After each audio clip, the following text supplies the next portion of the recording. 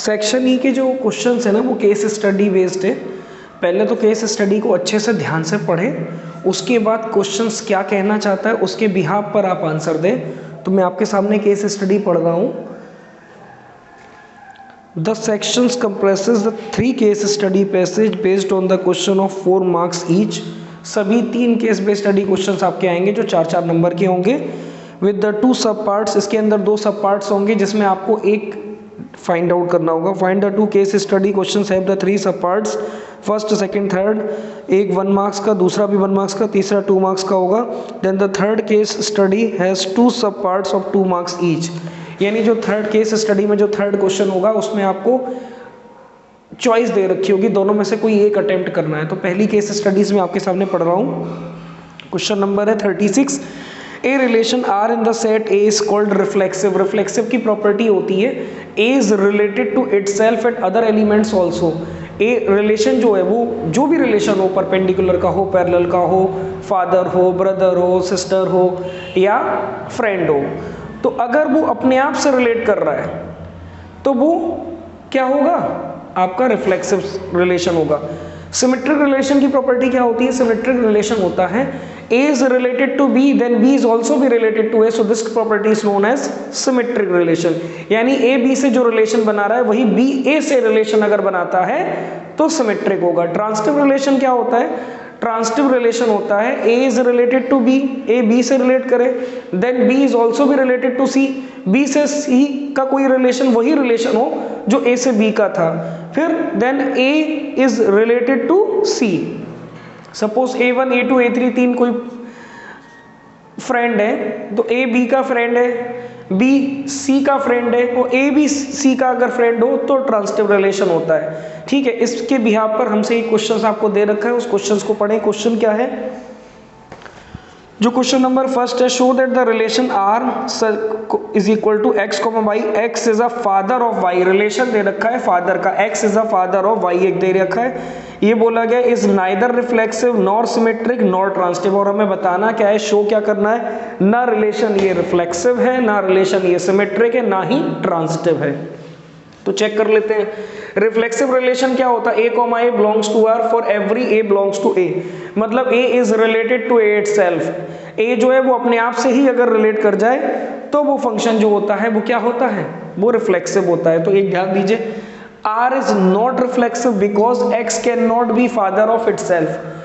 R reflexive नहीं, R मतलब relation reflexive नहीं है। क्यों नहीं है? क्योंकि कोई भी इंसान अपने आप का पिता नहीं हो सकता। X is not father of itself, X अपने आप का फादर नहीं हो सकता, तो ये रिफ्लेक्सिव नहीं होगा। अब सिमेट्रिक रिलेशन चेक करते हैं। सिमेट्रिक रिलेशन की प्रॉपर्टी क्या बताई थी मैंने? A is related to B, then B is also भी related to A। A B से रिलेशन बनाए लेकिन B भी A से वही रिलेशन बनाए जो पहले रिलेशन बन रहा है, तो वो रिलेशन सिमेट्रिक होगा। तो यहां ध्यान दीजिए, A1, A2 belongs to R implies that A2, A1 मतलब A1 A2 से रिलेशन बना रहा है तो A2 A1 से वही रिलेशन बनाए जो A1 A2 से रिलेशन बना रहा था, तो वो सिमेट्रिक रिलेशन होता है। तो यहां सिमेट्रिक रिलेशन क्यों नहीं है? R is not symmetric because X is a father of Y। मान ली बात, X Y का फादर है, X Y का पिता है, but Y can not be father of X। कोई भी बच्चा, जैसे एक फादर है एक उसका बच्चा है, तो X is a father of Y, X जो है वो Y का फादर है, बट Y फादर थोड़ी ना हो सकता है X का। Y क्या होगा? बेटा होगा उसका। तो इस रीजन की वजह से ये सिमेट्रिक रिलेशन नहीं होगा। R is not symmetric, X is the father of Y, but Y cannot be father of X। अब वही बात ट्रांसिटिव रिलेशन को चेक कर लेते हैं। A1, A2 belongs to A1, A2 belongs to R, A2, A3 belongs to R, but A1 A3 is also भी belongs to R। अगर ऐसा रिलेशन हो रहा है, मतलब A1 A2 से रिलेट कर रहा है, A2 A3 से रिलेट कर रहा है, A1 भी A3 से रिलेट कर जाए तो रिलेशन ट्रांसिटिव होता है, अदरवाइज ट्रांसिटिव नहीं होगा। तो यहाँ ट्रांसिटिव क्यों नहीं है? R is not transitive because X is a father of Y, X Y का फादर है, Y is father of Z। चलो मान लिया Y Z का फादर है, X is a father of Y, Y is a father of Z, but X is a grandfather of Z। अगर इस X और Z का रिलेशन बताएं x y का फादर है, तो जो y है उसका फादर z है, तो x और z में रिलेशन क्या होगा? x is a grand father of z, not father. x जो होगा वो z का ग्रैंड फादर होगा, फादर नहीं होगा। इस रीजन की वजह से ये भी रिलेशन ट्रांजिटिव नहीं होगा। इसका मतलब क्या क्लियर हो गया?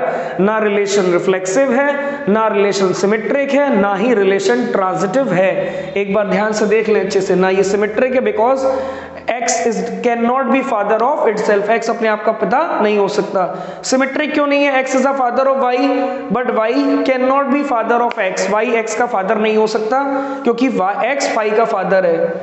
ट्रांजिटिव रिलेशन में x is a father of y is a father of z but x can not be father of z because x is a grand father of z। So it is clear that r is not reflexive, not symmetric, not transitive.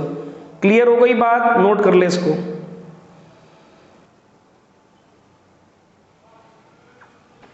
इसी का second वाला question है, show that the relation R x comma y such that x is exactly 7 centimetre taller than y. Relation जो दे रखा है x जो है वो 7 सेंटीमीटर एग्जैक्टली उससे लंबा है वाई से, ठीक है। इस ये भी पता करना is neither reflexive nor symmetric और नॉर ट्रांजिटिव, ना ही ये रिलेशन रिफ्लेक्सिव है, ना सिमेट्रिक है, ना ट्रांजिटिव है। बहुत अच्छी बात, ध्यान से देखो। x is taller exactly taller than 7 centimetre taller than y, ये बोला गया है। क्या r is not reflexive because x is not 7 centimetre taller than x? कोई भी अपने आप से 7 सेंटीमीटर लंबा हो सकता है क्या? नहीं हो सकता है। तो x 7 सेंटीमीटर अपने आप से लंबा कैसे हो सकता है? तो नहीं हो सकता। इस रीजन की वजह से ये रिलेशन रिफ्लेक्सिव नहीं होगा। सिमेट्रिक क्यों नहीं होगा? क्योंकि सिमेट्री की प्रॉपर्टी होती थी a1, a2 belongs to r, it implies that a2, a1 is also भी belongs to r। तो x is exactly 7 centimetre, x is exactly 7 centimetre taller than y, ये बात सही है। बट अगर x y से 7 सेंटीमीटर लंबा है तो क्या y भी x से 7 सेंटीमीटर लंबा हो सकता है? नहीं हो सकता, वो शॉर्टर होगा ना उससे। जब x 7 सेंटीमीटर लंबा है y से, तो y x से 7 सेंटीमीटर शॉर्टर होगा। जब वो छोटा होगा तो वो रिलेशन तो नहीं रिलेट कर रहा, तो क्या होगा? x is exactly 7 centimetre taller than y but y cannot be 7 centimetre taller than x, so it is clear that r is not symmetric। ये रिलेशन r का मतलब रिलेशन ये सिमेट्रिक नहीं होगा। ट्रांजिटिव की बात क्या थी? a1 a2 belongs to r, यानी a1 is related to a2, then a2 is also be related to a3, a1 is also related to a3। अगर a1 a2 से रिलेट कर रहा है, a2 a3 से रिलेट कर रहा है, तो a1 भी अगर a3 से वही रिलेशन बना है तो रिलेशन ट्रांजिटिव होता है। तो यहां पर चेक कर लेते हैं, x is exactly 7 centimetre taller than y is exactly taller 7 centimetre taller than z, ये भी बात सही है। हमने consider x exactly 7 centimetre taller than y is exactly 7 centimetre taller than z, तो बट x is exactly 7 और जो 7, तो x जो z का रिलेशन होगा, रिलेशन कौन सा है? 7 सेंटीमीटर टॉलर, तो ये हो जाएगा x is exactly 14 centimetre taller than z, not 7 centimetre. x और z का जो रिलेशन बनेगा जब x y से 7 सेंटीमीटर लंबा है, y z से 7 सेंटीमीटर लंबा है, तो जो z और x का रिलेशन है तो x और z का रिलेशन में 14 सेंटीमीटर टॉलर देन हो जाएगा। तो अगर ये 14 सेंटीमीटर हो जाएगा तो रिलेशन वो रिलेट नहीं कर रहा जो हम चाहते थे। हम चाहते थे 7 सेंटीमीटर का रिलेशन है, not 7 centimetre taller than z। So it is clear that this relation is not transitive relation. तो r ना ही रिफ्लेक्सिव होगा, ना ही सिमेट्रिक होगा, ना ही ट्रांजिटिव होगा। चेक कर लें, जो स्टेटमेंट लिखा है उसको देख लें और नोट कर लें।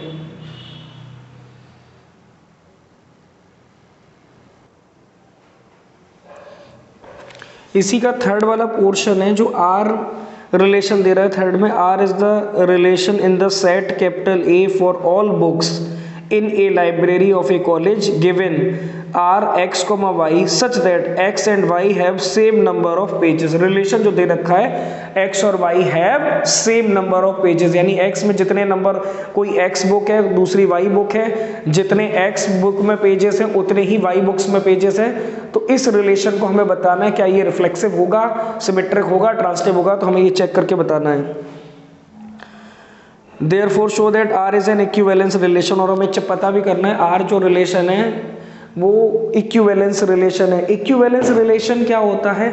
जो रिलेशन रिफ्लेक्सिव भी हो, सिमेट्रिक भी हो, ट्रांसिटिव भी हो, उसको हम इक्विवेलेंस रिलेशन बोल सकते हैं। आप पहले चेक करेंगे रिफ्लेक्सिव रिलेशन। तो रिफ्लेक्सिव रिलेशन क्या होता था? x is related to itself. अगर कोई भी बुक अपने आप के सेम नंबर ऑफ पेजेस बताएगी तो सही बात है, x is related to itself. क्या मतलब हुआ?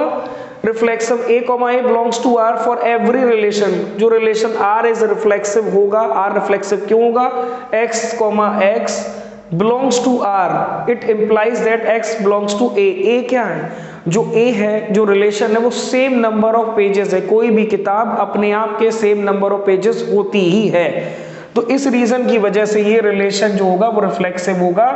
x एंड x देख रहे हो आप, ये x और y का रिलेशन था, तो y को भी हमने x अगर कंसीडर कर लूं तो x and x has same number of pages, so it is clear that this types of relation is reflexive.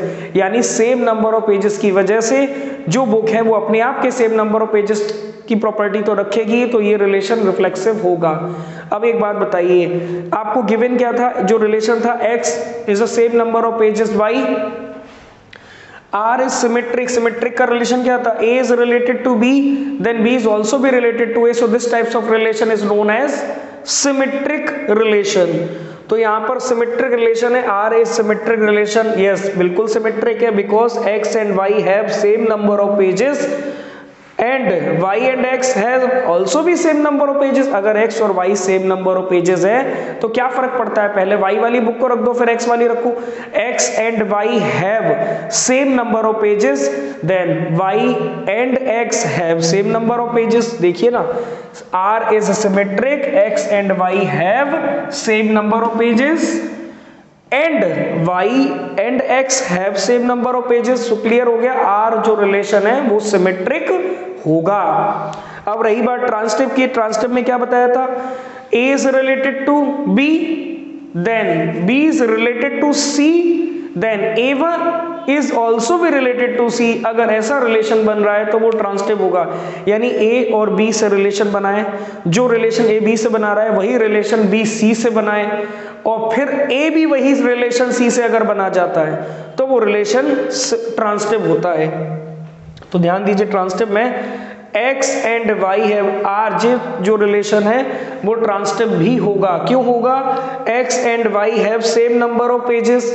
बात सही है, गिवन था। मैंने लेटस कंसीडर कर लिया, कोई भी z बुक है वो भी y जितने ही पेज रख रही है, तो y and z have same number of pages. यही स्टेटमेंट नीचे भी आ गया। अच्छा, x y की सेम नंबर ऑफ पेजेस है, y z की सेम नंबर ऑफ पेजेस है, तो क्लियर होगा ना, x एंड z भी सेम नंबर ऑफ पेजेस ही रखेगा। तो बेटा x and y have same number of pages, y and z have same number of pages, तो x and z also भी have same number of pages। तो जो relation है ये रिफ्लेक्सिव भी है, सिमेट्रिक भी है, ट्रांसिटिव भी है।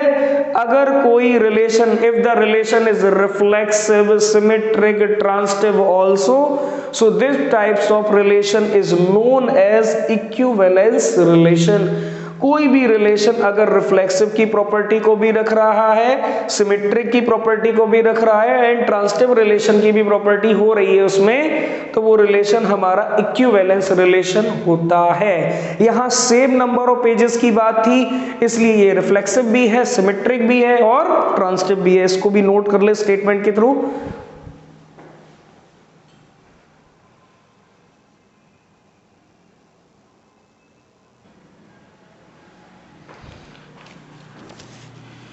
इसी का थर्ड वाले में एक आपको ऑप्शन दे रखा है, या तो फिर ये सेम नंबर ऑफ पेजेस वाला कर ले, नहीं तो दूसरा एक रिलेशन और दे रखा है, A and B work at the same place. एक रिलेशन दे रखा है, show that the relation R A comma B such that A and B work at the same place is an equivalence relation. पता करना है same place वाला क्या equivalence relation होगा।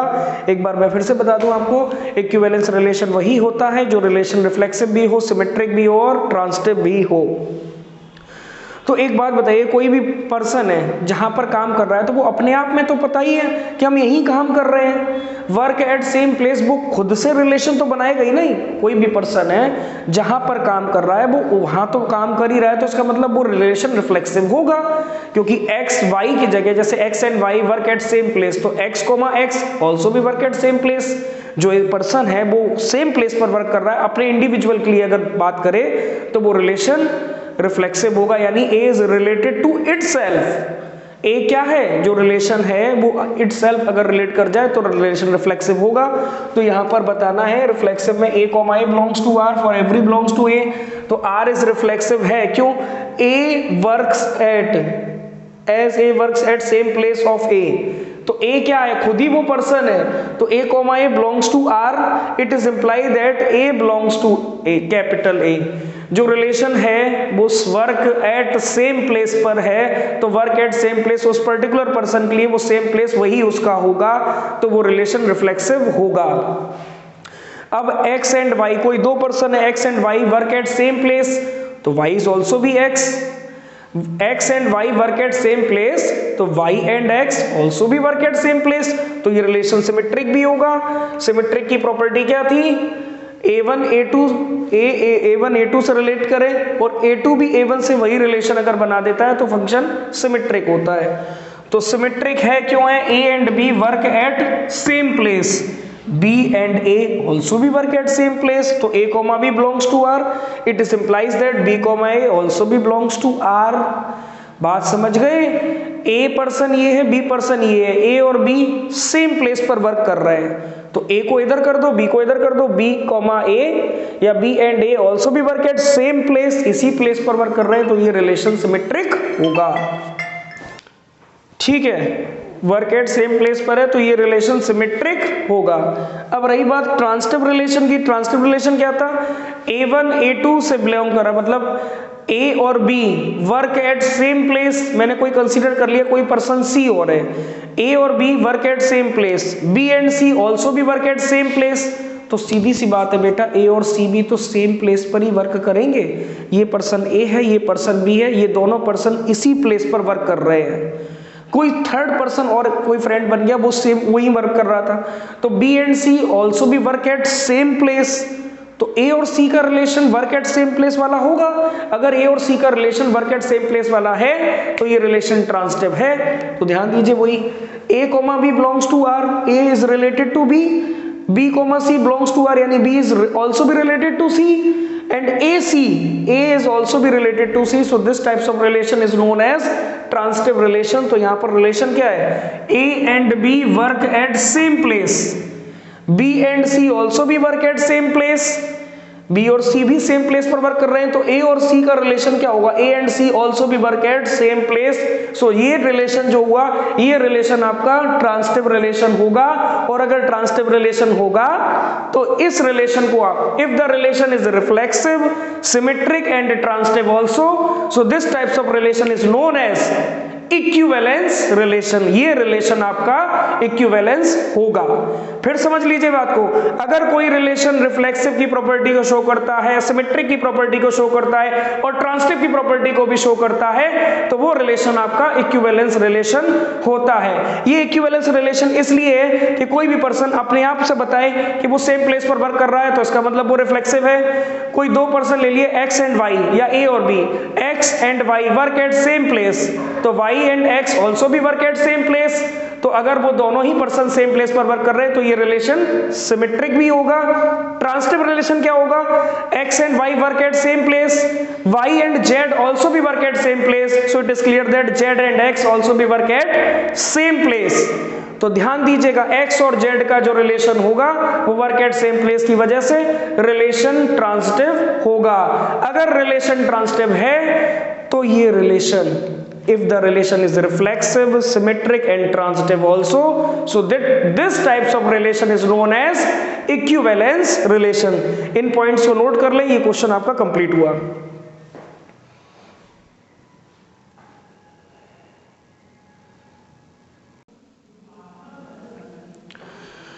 केस स्टडी का क्वेश्चन नंबर सेकंड जो भी 4 marks का है, इससे रिलेटेड भी एक इन्फॉर्मेशन दे रखी है, मैं आपको बताऊंगा अभी, उससे रिलेटेड उसके क्वेश्चंस के आंसर देने हैं। तो क्या है question number 37, for a awareness on कोविड-19 protocol Indian government planned to fix a hoarding board at a face of a building on the road of a busy market. ठीक है, Sagar Roy and Asif are the 3 engineers who are working on the project. कोई 3 बच्चे हैं जो engineers हैं, सागर, Roy and Asif, इस काम को कर रहे हैं, project, working on a project P and P dash, are the considered to be the 2 person viewed the hoarding board 40 metre and 50 metre respectively. जो होर्डिंग बोर्ड की लेंथ है वो 40 मीटर 50 मीटर है। Away from the building all the 3 engineers suggested to the firm to place the hoarding board at the 3 different locations namely R, S and T are. R, S and T R is the height of 20 metre from the ground level. Ground level से कितना? 20 metre above. For the viewer P, the angle of elevation of S is double the angle of elevation और R एक relation दे रखा है angle में। P, the angle of elevation of S is double the angle of elevation of R. The angle of elevation of T is triple the angle of elevation of R. एक relation और दे रखा है, the angle of elevation of T, capital T से triple the angle of elevation of R for the same viewer. Look at the given figure. Figure आपको दे रखा है, मैं बोर्ड पर बना रहा हूँ, फिगर भी आपको दे रखा है। On the basis of information above information answer the following question. ये इन्फॉर्मेशन जो मैंने अभी आपको पढ़कर बताई, इसको एक बार रीड करें अच्छे से, उसके बाद इनके आंसर देने। क्या question number first, right the domain and range of tan inverse x। तो tan इनवर्स x की डोमेन रेंज आप बहुत अच्छे से जानते हो। tan इनवर्स की क्या? tan इनवर्स की डोमेन तो होती है r, r का मतलब है रियल नंबर, और इसकी जो रेंज होती है वो -π/2 से +π/2, ये तो आपको पता है। दूसरा एंगल RPQ को फाइंड आउट करना है और SPQ को फाइंड आउट करना है। तो RPQ with the help of tan theta लेकर आप निकालोगे, क्योंकि हमने हाइट एंड डिस्टेंस के क्वेश्चंस क्लास 10th में पढ़े हैं। इसमें रिलेशन भी आपको दे रखा है, जो व्यूअर है जिस प्रोजेक्ट पर काम कर रहा है उसका फिगर आपको दे रखा है। एक बार इन्फॉर्मेशन को बहुत अच्छे से रीड करें और उसके बाद उस क्वेश्चन को सॉल्व करने की कोशिश करें। ठीक है, मैं आपको मेरा पूरा प्रयास है मैं इस क्वेश्चन को अच्छे से आपको एक्सप्लेन करूं, समझाऊं।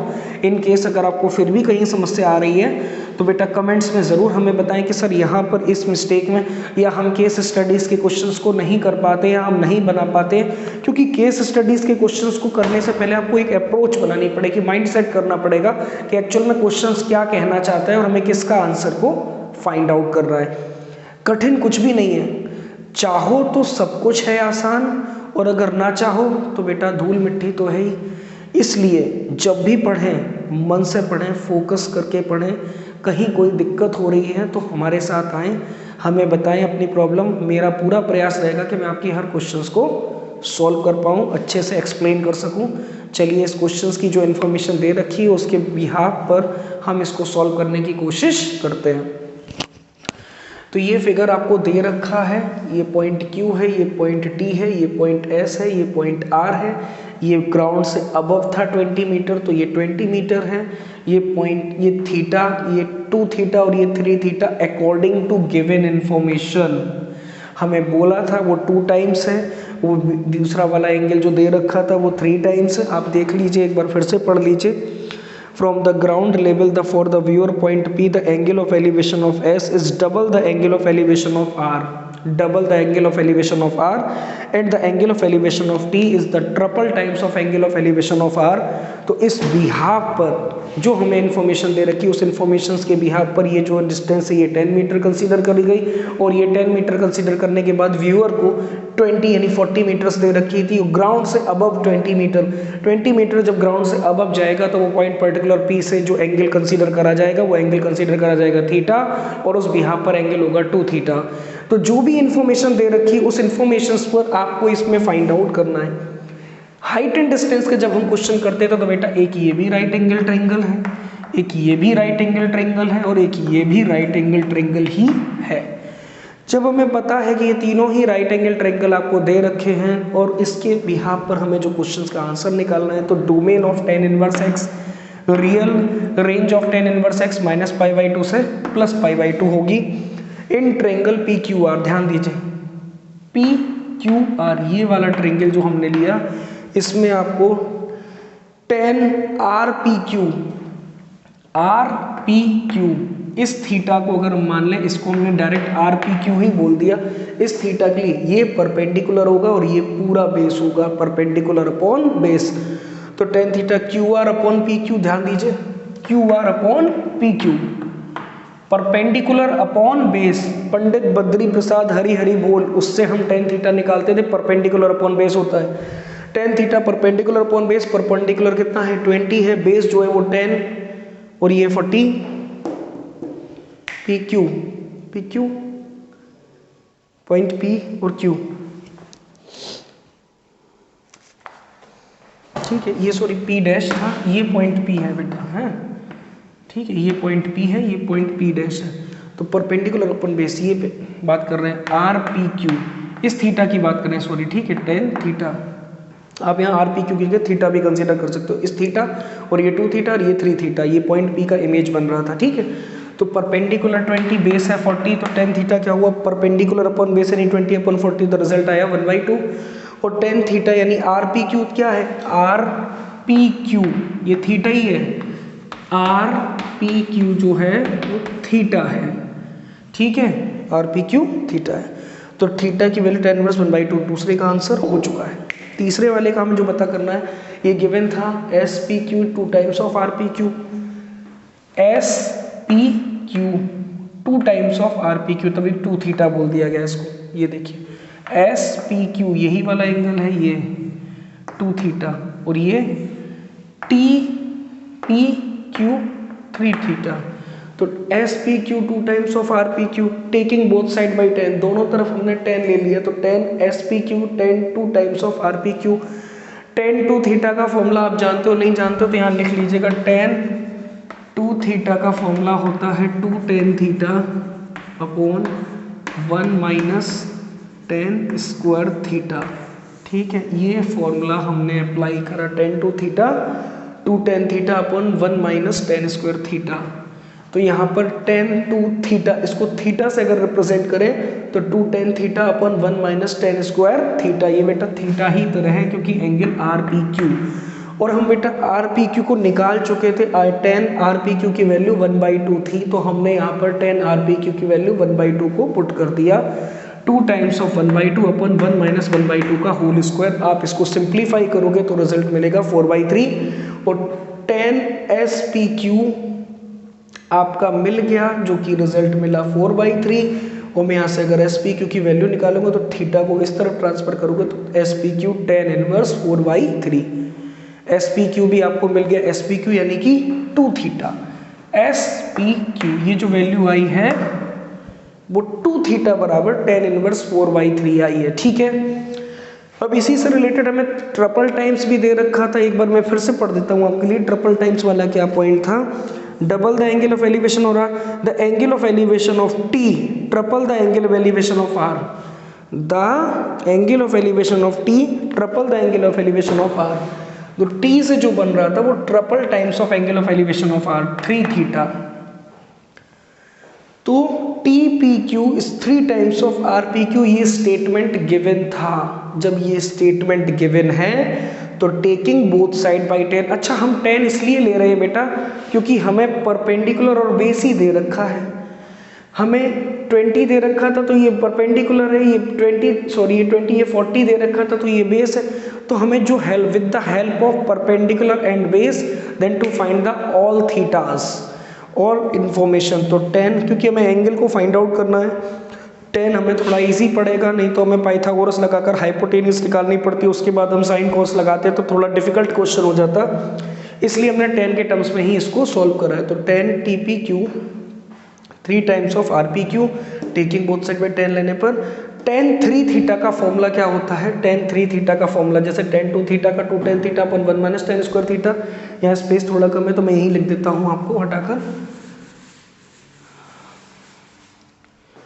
याद आ जाएगा आपको। tan 3 थीटा का जो फॉर्मूला होता था 3 tan theta minus tan cube theta upon 1 minus 3 tan square theta, ये होता था हमारा tan 3 थीटा का formula. 3 tan theta minus tan cube theta upon 1 minus 3 tan square theta.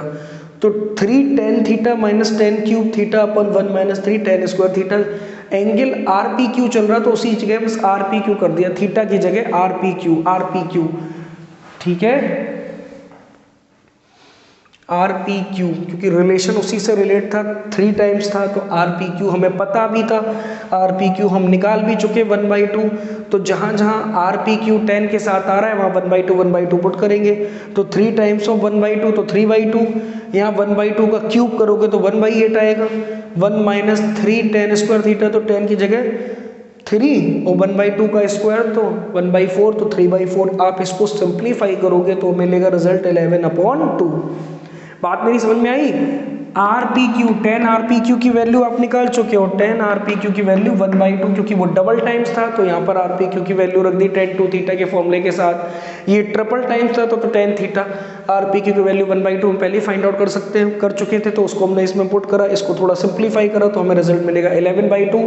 तो tan T P Q is 11/2, तो T P Q की value जो आएगी tan इनवर्स 11/2, और यही हमारा आंसर है। सिस्टमेटिक ढंग से एक एक स्टेप को बहुत ध्यान से देखिए, मैंने बहुत सिंपल वे से आपको सॉल्व करके बताया है। अगर फिर भी कहीं दिक्कत है तो बताएं, नोट कर लें इसको प्लीज। पेपर का लास्ट क्वेश्चन है क्वेश्चन नंबर 38।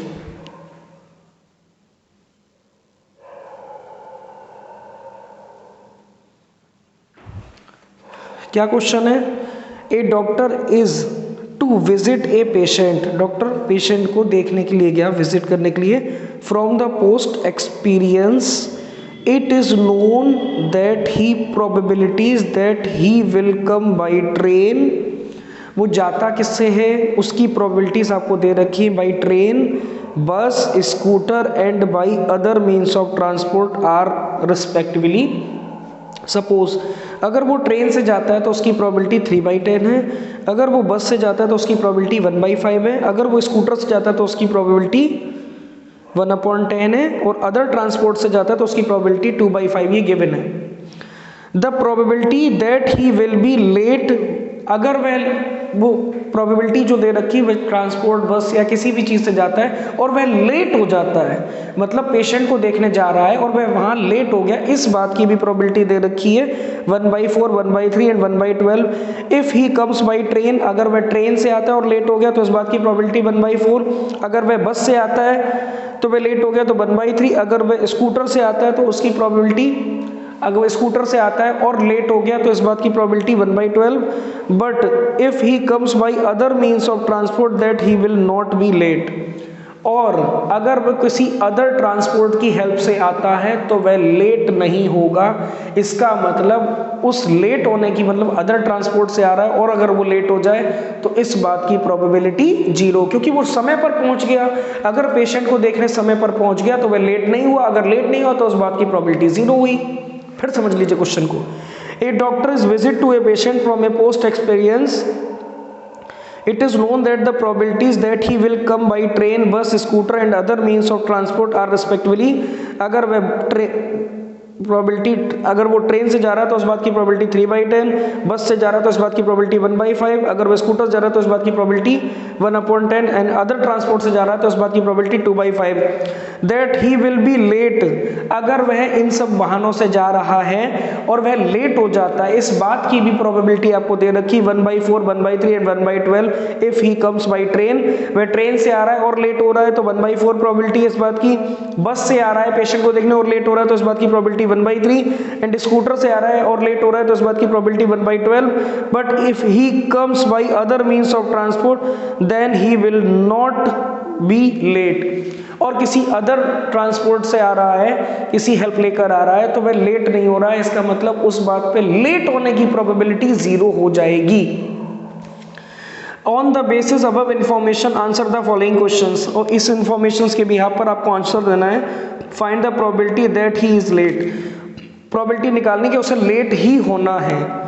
अगर लेट होना है तो इस बात की प्रोबेबिलिटी क्या होगी, चाहे वो स्कूटर से आए, चाहे वो ट्रेन से आए, चाहे वो बस से आए, अदर वाहन से आए, लेकिन वो लेट होना है, तो इसकी प्रोबेबिलिटीज क्या है, सभी का सम कर लो by using Bayes theorem, Bayes theorem की हेल्प लेकर।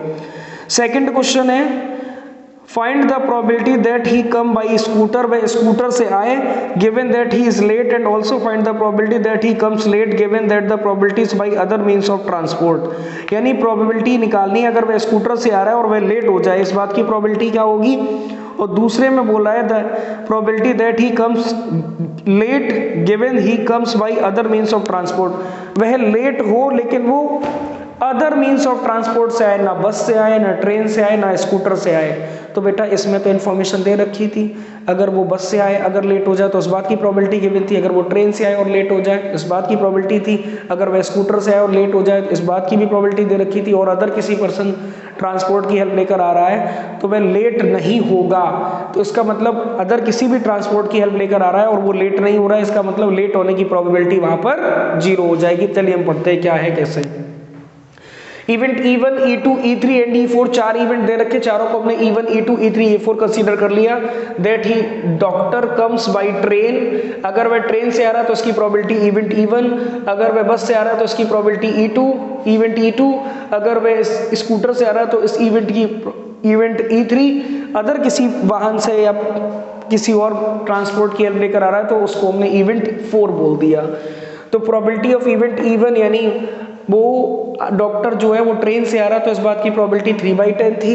अगर वह स्कूटर से नहीं, ट्रेन के बाद बस से अगर आ रहा है तो उसकी प्रोबेबिलिटी 1/5 गिवन थी। अगर वह स्कूटर से आ रहा है तो उसकी प्रोबेबिलिटी 1/10 थी, और अदर किसी वाहन से आ रहा है तो उस बात की प्रोबेबिलिटी 2/5 थी। ये आपको गिवन है। A denotes the event that the doctor visit the patient late। A जो है वो ये शो कर रहा था कि डॉक्टर का जो पेशेंट को देखने आ रहा है वह लेट ही हो। अगर वह लेट हो जाएगा तो क्या होगी, यानी A/E1 इवेंट E1 और वह लेट हो गया। A इवेंट क्या था, लेट होने की, तो इस बात की प्रोबेबिलिटी 1/4 गिवन है। अगर वह बस से आ रहा है और लेट हो गया तो इस बात की प्रोबेबिलिटी 1/3 थी। अगर वह ट्रेन, बस, स्कूटर से आ रहा है और लेट हो गया तो इस बात की प्रोबेबिलिटी 1/12 थी। अदर किसी वाहन से आ रहा है और वह लेट हो ही नहीं रहा, अदर किसी वाहन से आ रहा है, अदर ट्रांसपोर्ट्स की हेल्प लेकर आ रहा है, उसमें क्वेश्चन में साफ साफ लिखा है कि वह लेट नहीं हो रहा है, यानी टाइम पर जा रहा है। तो अदर किसी भी ट्रांसपोर्ट पे आ रहा है और वह लेट नहीं हो रहा तो उस बात की प्रोबेबिलिटी 0 होगी। बात समझ लो ध्यान से। बस से आ रहा है, लेट हो रहा है, स्कूटर से आ रहा है, लेट हो रहा है, ट्रेन से आ रहा है, लेट हो रहा है, लेकिन अदर किसी ट्रांसपोर्ट की हेल्प लेकर आ रहा है तो वह समय पर पहुंच रहा है, लेट नहीं हो रहा है अकॉर्डिंग टू गिवन इन्फॉर्मेशन। यानी जो इन्फॉर्मेशन हमें दे रखी थी उसके बिहाफ पर वो किसी भी वाहन से या किसी भी अदर ट्रांसपोर्ट से आए तो वह लेट नहीं हो रहा है, इसका मतलब वो समय पर पहुंच रहा है। तो लेट की हमें पता करनी थी प्रोबेबिलिटी, तो जब लेट हो ही नहीं रहा तो प्रोबेबिलिटी क्या हो जाएगी, अदर ट्रांसपोर्ट की 0। ये इन्फॉर्मेशन आपको दे रखी थी। रिक्वायर्ड प्रोबेबिलिटी जो पहले में था उसने बोला था सभी की अगर वो लेट हो जाए, पहले क्वेश्चन में क्या पूछा था, find the probability that he is late. हमें प्रोबेबिलिटी निकालो सभी केसेस की कि वह लेट ही हो, इस बात की प्रोबेबिलिटी निकालनी। तो रिक्वायर्ड प्रोबेबिलिटी में 4 केस थे, आई की वैल्यू 1 से लेकर 4 तक। Probability of event E1, probability of A/EI। I indicate कर रहा है आई की वैल्यू 1, 2, 3, 4, क्योंकि 4 केस बन रहे हैं तो इसका मतलब probability of event E1 A/E1, probability of event E2 A/E2 plus probability of event E3 A/E3 plus probability of event A4 A/E4। इन सभी की वैल्यूज आपको दे रखी, E1, E2, E3, E4, probability of A/E1, probability of A/E2, probability of A/E3, probability of A/E4, सभी की values है, उठाकर put कर दो। E1 3/10, A/E1 1/4, probability of E2, probability of E2 1/5, A/E2 1/3, तो 1/5 into 1/3, प्रोबेबिलिटी ऑफ E3 कितना 1/10, probability of A/E3 1/12, और E4 2/5, और प्रोबेबिलिटी ऑफ A / E4 यानी कि वो लेट हो ही नहीं रहा तो वो हो गया 0। इन सभी को आपने सम करो तो 3/10 + 1/15 + 1/120, ये तो 0 ही हो गया। तो इन सब का एलसीएम लोगे आप तो रिजल्ट आपको मिलेगा 3/20। ये टोटल केस हो गए कि वह लेट हो ही, चाहे वो बस से आए, स्कूटर से आए, ट्रेन से आए, वो लेट ही हो। तो इतने केस बनेंगे उसके लेट होने के, यानी 3/20। बात समझ में आ गई होगी। सेकंड वाले क्वेश्चन में बोला है उसने कि जो प्रोबेबिलिटी निकालनी है that he comes by scooter, यानी कि वो स्कूटर से आए सिर्फ और वह लेट हो। Probability that he comes by scooter given that he is late, अगर वो स्कूटर से आ रहा है तो वो लेट हो रहा है, इस बात की प्रोबेबिलिटी दे रखी थी, लेकिन हमें वो निकालना है कि लेट तो हो रहा है बात अलग है, लेकिन वो स्कूटर से ही आए, यानी वन इवेंट ऑलरेडी अकर्ड, एक इवेंट पहले से ही हो चुका है, फिर दूसरे इवेंट की बात करी जा रही है। बेस थ्योरम हमारा ये बोलता है इवेंट E3 इवेंट क्या था, पहले क्या था, ट्रेन, बस और स्कूटर, यानी ट्रेन वाला इवेंट E1 था, बस वाला इवेंट E2 था, स्कूटर वाला इवेंट E3 था। तो वह probability that he comes by scooter, scooter से आए और वह लेट हो जाए, तो E3/A हमें फाइंड आउट करना है। इसका जो फॉर्मूला होगा, जो favourable outcomes probability of E3 A / E3 और टोटल नंबर ऑफ आउटकम्स में तो सभी लेट होने की probability of E1 A / E1 plus probability of E2 A / E2 plus probability of A3 A / E3, probability of E4 A / E4, सभी का सम, यानी जो ऊपर आपने रिक्वायर्ड एडिशन करा है, जो रिजल्ट आपको 3/20 मिला है, वो इसके नीचे पूरा लिखना पड़ेगा। स्पेस नहीं था इसलिए हम उसको प्रोबेबिलिटी ऑफ A निकाल कर बताएं। ये देखिए PA, सभी का सम ही तो है probability of A, probability of A, ये क्या है, प्रोबेबिलिटी ऑफ A, सभी का सम 3/20 है। तो आपके फेवरेबल आउटकम्स ये रहे, टोटल नंबर ऑफ आउटकम्स ये रहे, यानी इन सभी को नीचे लिखना था। समझ में आ गई बात। वह लेट हो और स्कूटर से ही आए, इस बात की तो फेवरेबल स्कूटर वाले केस ऊपर और टोटल केस नीचे। प्रोबेबिलिटी का फॉर्मूला क्लास 9th में भी आपने पढ़ा हो, probability number of favourable outcomes upon total number of outcomes. थोड़ा दिमाग लगाने की जरूरत है क्योंकि यहाँ एक इवेंट ऑलरेडी अकर्ड हो चुका होता है, तो फेवरेबल होगा ये, E3 इवेंट था स्कूटर का, और टोटल वाले केस आ जाएंगे नीचे। तो यहाँ पर E3 की वैल्यू 1/10 निकाला था ना, probability of E3 A / E3 1/10 × 1/12, तो 1/10 × 1/12 ऊपर, और टोटल इन सभी का सम आया था 3/20। आप इसको सिंप्लीफाई करोगे तो रिजल्ट मिलेगा 1/18। अब probability that he comes late given that he comes by other means of transport, वो कहना चाहता है कि लेट की प्रोबेबिलिटी निकालो, लेकिन ना वो बस से आए, ना वो स्कूटर से आए, ना ही ट्रेन से आए। भाई अदर ट्रांसपोर्ट से आया तो वो लेट हुआ ही नहीं अकॉर्डिंग टू गिवन इंफॉर्मेशन। जब वो अदर किसी भी ट्रांसपोर्ट की हेल्प से आ रहा है पेशेंट के पास, तो वो समय से पहुंच रहा है, यानी वो लेट नहीं हो रहा है। तो लेट होने की प्रोबेबिलिटी हम कैसे निकाल सकते हैं, नहीं निकाल सकते ना। इसका मतलब वो लेट हो ही नहीं रहा, तो प्रोबेबिलिटी क्या हो जाएगी, 0। तो देखिए the probability that he comes late given that he comes by other means of transport, अगर वो किसी अदर मीन्स ऑफ ट्रांसपोर्ट से आ रहा है, इसका मतलब वो समय पर पहुंच रहा है। ये हमें क्वेश्चन ने बोला है, इन्फॉर्मेशन इन्फॉर्म करा है। तो A / E4, ये E4 लिखा हुआ है, इसकी वैल्यू 0 ही होगी, क्योंकि वो लेट ही नहीं हो रहा। जब लेट नहीं हो रहा तो लेट की प्रोबेबिलिटी मैं कहाँ से निकाल दूँ। एक एक चीज बहुत अच्छे से क्लियर हुई होगी। जो इन्फॉर्मेशन दे रखी उसको ध्यान से समझें, पढ़ें। क्वेश्चन आपके सामने है स्क्रीन पर, आप देख सकते हैं। उसके बाद भी कहीं दिक्कत हो तो बताएं, ठीक है। Thank you. इस तरह से क्वेश्चंस को हमने बहुत ध्यान से, कायदे से, प्रॉपर एक्सप्लेनेशन के साथ आपको समझाया है। बस बेटा आप लोग को अच्छे मार्क्स लेकर आने हैं तो आपको ज़बरदस्त मेहनत करनी पड़ेगी। और आप ध्यान दें, अगर आप एक एक क्वेश्चंस की प्रैक्टिस अच्छे से देखिए, बोर्ड का जो CBSE का पैटर्न है उसी के बिहाफ पर हमने आपको एक एक क्वेश्चन प्रॉपर एक्सप्लेनेशन के साथ, स्टडी बेस्ड क्वेश्चन हो, सभी हमने आपको 1 by 1 पूरा करवाया है। और इसी को आप बार बार वीडियोस को रिपीट कर कर देखेंगे ना, तो आपको और क्वेश्चन बहुत मजबूती के साथ आने लगेंगे। और ध्यान दें, क्वेश्चन को करते टाइम पर कॉपी पेन लेकर बैठें, और जैसे जैसे मैं सॉल्व करवा रहा हूँ यहाँ से आप समझें।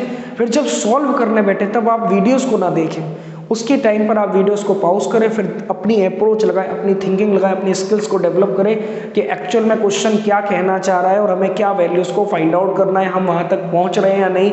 जब आप पूरा सॉल्व कर लें फिर आंसर को मैच करें, क्या आंसर मिल रहा है कि नहीं। अगर आंसर ना मिले तो वीडियोस को फिर से पॉज ओपन करें और उसको फिर ध्यान से देखें कि कहाँ क्या गलती हो रही थी, मैं कैसे उसको बता रहा था और आपने क्या मिस्टेक करी है। उस मिस्टेक को अपनी काउंसलिंग खुद से करें। जब पूरा पेपर अच्छे से हो जाए तो इसी पेपर का फिर एक बार कॉपी पेन लेकर बैठें और टेस्ट दें। घड़ी से 3 घंटे का समय लगाएं और टेस्ट को पेपर करते चले जाएं। फिर अपनी काउंसलिंग खुद से करें कि आप वो पेपर कितने मार्क्स का ब्रेक कर पा रहे हो, कितना सॉल्व आप पे हो रहा है। तब आप बेटा प्रॉपर काउंसलिंग कर पाएंगे। और जहां समस्या आ रही है, जो क्वेश्चन ज़्यादा डिफिकल्ट लग रहे हैं, उन क्वेश्चंस की प्रैक्टिस आपको बार बार करनी है। All the very best. जीतेगा इंडिया तभी तो बढ़ेगा इंडिया। ठीक है, एकदम दमदार धमाकेदार तैयारी करें। All the very best to all my dear students. Very good.